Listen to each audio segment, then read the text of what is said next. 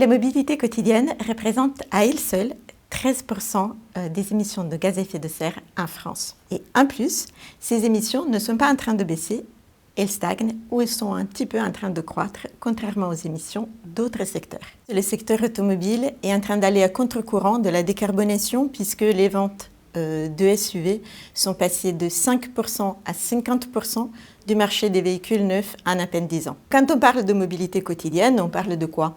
On parle des déplacements que nous faisons chaque jour pour aller au travail, pour aller sur les lieux d'achat, sur les lieux d'études ou pour aller au lieu de loisirs.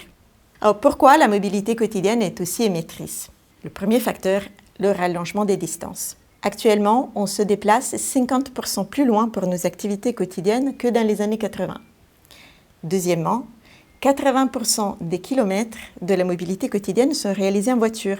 Troisièmement, 95% des énergies consommées par la mobilité quotidienne proviennent du pétrole. Alors, quoi faire?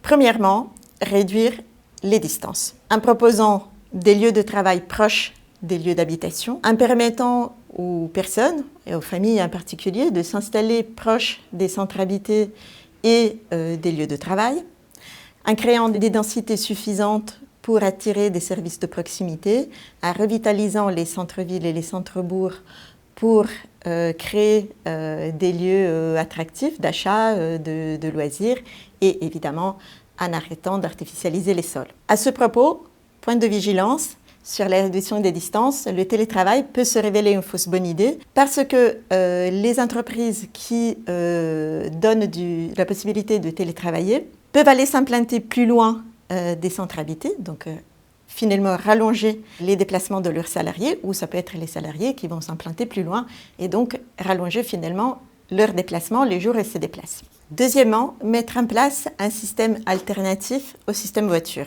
Alors, c'est quoi le système voiture? En fait, si la voiture est aussi omniprésente, aussi indispensable dans nos sociétés, c'est parce qu'il ne s'agit pas que d'un véhicule, il s'agit d'un système qui est composé par les véhicules, mais aussi par les infrastructures de circulation, de stationnement, tous les services à la voiture et aussi l'imaginaire qui nous fait désirer d'avoir une voiture.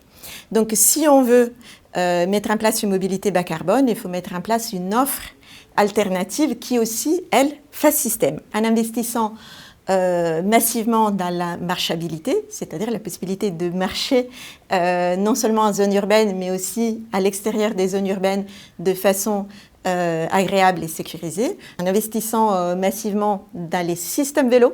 Donc les systèmes vélos par analogie au système voiture, donc avec des véhicules, des infrastructures de circulation, de stationnement, des services, et aussi en investissant dans des transports en commun fréquents, et avec des très bonnes conditions d'intermodalité, c'est-à-dire des possibilités de passage d'un mode de transport à l'autre quand on utilise les modes alternatifs à la voiture.